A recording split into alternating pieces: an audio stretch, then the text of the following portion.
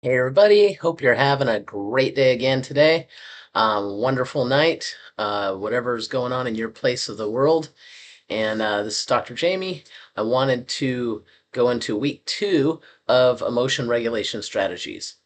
So, people who are struggling with emotion dysregulation react to relatively mild negative events in an emotionally exaggerated manner.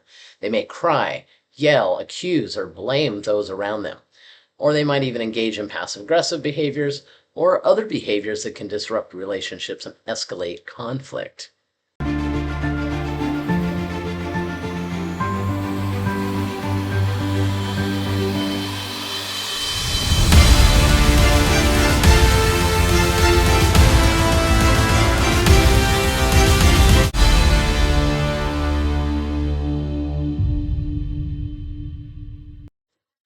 So, I want to clarify something from my first video on this subject. I spoke to you last week about controlling your emotions. I want to make sure that you understand I'm not talking about like not expressing your emotions or shoving them down inside like so many of us unfortunately were taught to do. Emotions are good. They're valid. We should have them. It's healthy, and we should express them. And you need to feel them, acknowledge them, get them out. So the problem with having a lack of control, meaning dysregulation, is that reactions can be instantaneous, intense, and catastrophic. So some people would say melodramatic, right?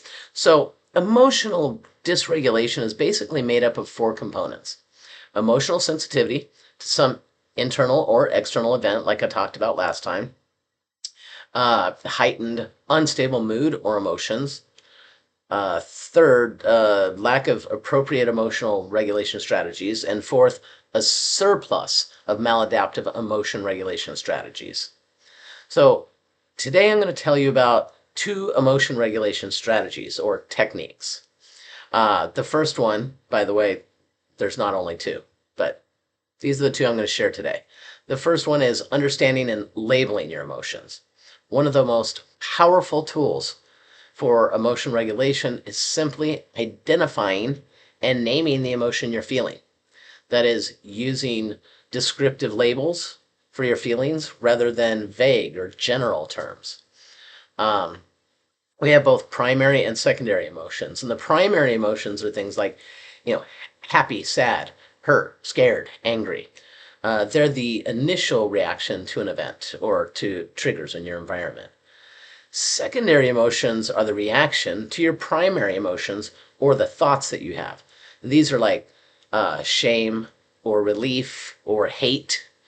So these are obviously more dangerous, but they're also more within your control. So the reason why it is essential to learn how to accept your primary emotion without judging yourself for feeling it is that secondary emotion can push us towards behaviors that are destructive or maladaptive. So now, the second strategy I'm going to touch on is mindfulness. Mindfulness can be described as focusing on the present instead of being stuck in the past or the future. Practicing mindfulness helps us to become more aware of our thought patterns and emotions and how our thoughts and feelings are affecting our reactions to events. So this isn't the same as meditation. Mindfulness is about just kind of taking a breath and then being aware of what's going on in the here and now. So there's two categories of mindfulness skills in DBT, or dialectical behavior therapy, which is something I discussed in my videos on borderline personality disorder. So anyhow, these are the what skills and the how skills. The what skills involve what we do when we're being mindful. These are things like observing, describing, and participating. So when we're being mindful, we observe, describe, and participate in whatever we're experiencing in that present moment. Again, mindfulness. So, and then how we acknowledge those primary emotions. The how skills involve how we practice this mindfulness. In DBT, there are three how mindfulness skills. And that is non-judgmentally, one mindfully, and effectively. So these are the ways we address those emotions in our minds so that we don't have to experience the secondary emotions which get us into trouble. But it's also a way to turning those secondary emotions around so that they don't lead to maladaptive behaviors. Okay, so that's it for this week. Remember to practice acknowledging and labeling your emotions, and then to be mindful by using what and how skills. Next time, I will discuss more on emotion regulation and about letting go of painful emotions. So remember to tune in, and hopefully, this gave you a little bit of good information. And I'll see you next week. Don't forget to like and subscribe to our channel.